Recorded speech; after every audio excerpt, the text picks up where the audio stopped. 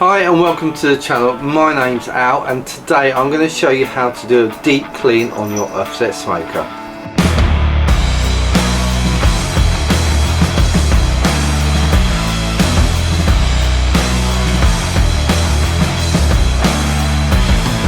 So a lot of people, myself included, always used to be petrified about cleaning your smoker, particularly the grates and all that. It used to be the case that if you cleaned it, you took off all that seasoning, and that seasoning added a lot of flavour to your cooks.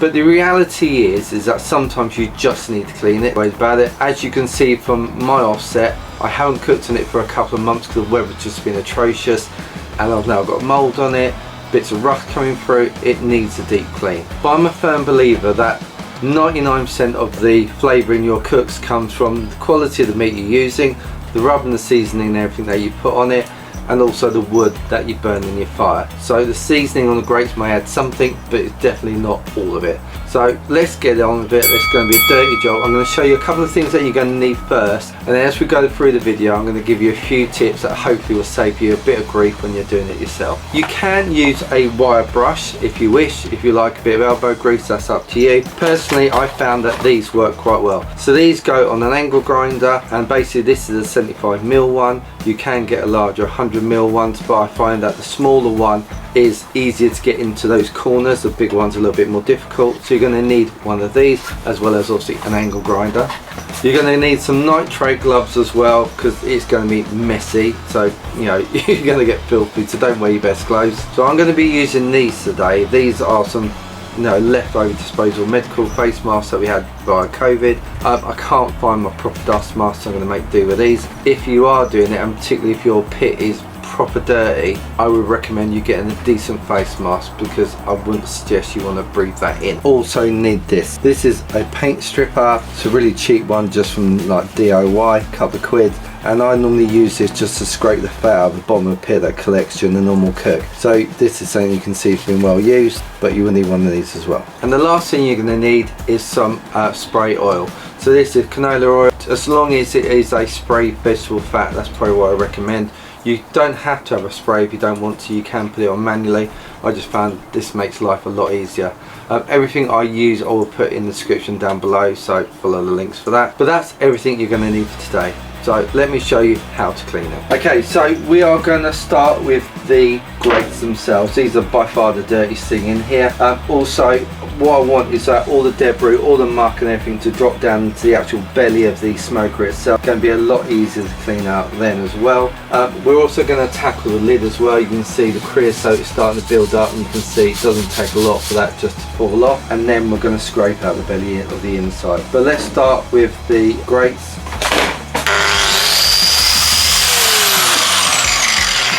I forgot my face mask.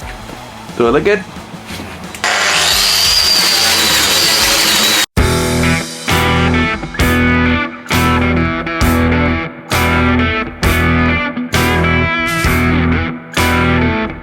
So you can already see the big difference.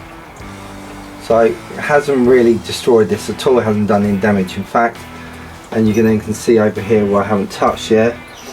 And I'll give you that shot. You can just see how different that is. So let's carry on and do the rest of it.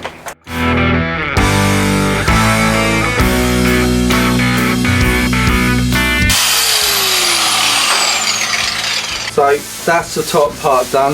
You can see that's come up really nice. I haven't bothered doing this bar because that's absolutely fine, and to be honest, obviously you don't really cook on this part anyway. So time to flip this over and we'll do the other side.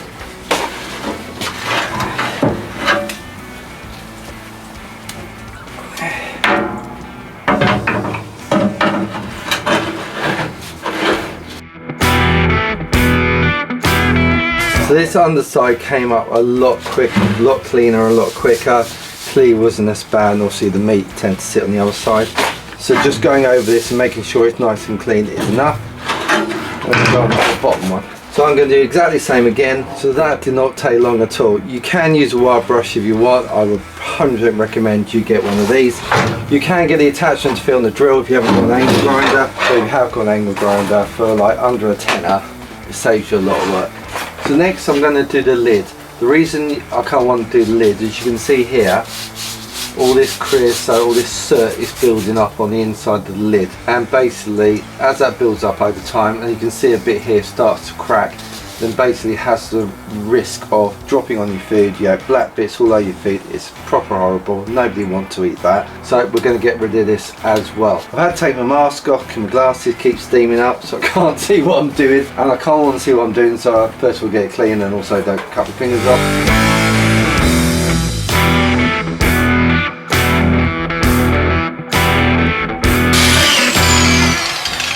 I'm pretty happy with this. It's come back pretty nice and clean. There's no more soot or anything flaking off, so that's perfect. I'm not too worried about going too hard and taking it right back to bare metal. All you really want to do is get all that soot, all that creosote that's building up off, and then happy days, we'll leave that as is. Next is on to clearing out the belly of the smoker. Also, if you like this video, please consider hitting that subscribe button, hitting the old thumbs up button. It means a lot to me, it means a lot to the channel, and I really appreciate it. So now, I mean, look at this. You can see why you can't want to do it in that order. You want to get everything into the belly here. So then with your scraper, it's a case of just literally scraping it off the surface. And you can see there, we've got tons of that soot, that grot. And that just means that's not going to go on your food. It's not going to give you a chance of grease fire. Just a really good thing to be doing.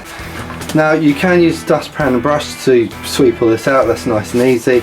I've got a shop vac, so I'm going to use that and just hoover all this up. Now you can see that's looking all nice and clean. No worries there, you're not going to have grease fire or anything from that. It's like pretty spotless. So before I put everything back in, I'm going to get my canola oil and then give everything a nice spray.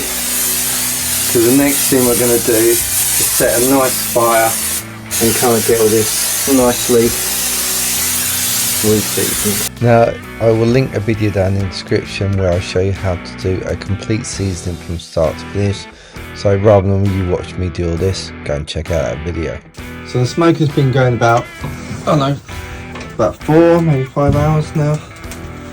And I just want to show you that. So you can see it's all beautifully seasoned up. It's looking really nice and dark. You can see all those marks that we did when we were kind of cleaning it all gone. But yeah, look at that. So it just goes to show, half-hour work, then a little bit of seasoning in terms of getting it back, and that's what your grapes will look like. Definitely worth it. So if you want to learn more about offset smoking, and particularly briskets, there is a whole offset smoking playlist, but the brisket video I will link up here. Go and check that one out. That's a step-by-step guide that gives you all the tips and the tricks I've learned over the years, and gives you a real kind of plan to follow to make sure you get the best brisket every single time. But until the next video, take care of yourselves, God bless, and I'll see you soon.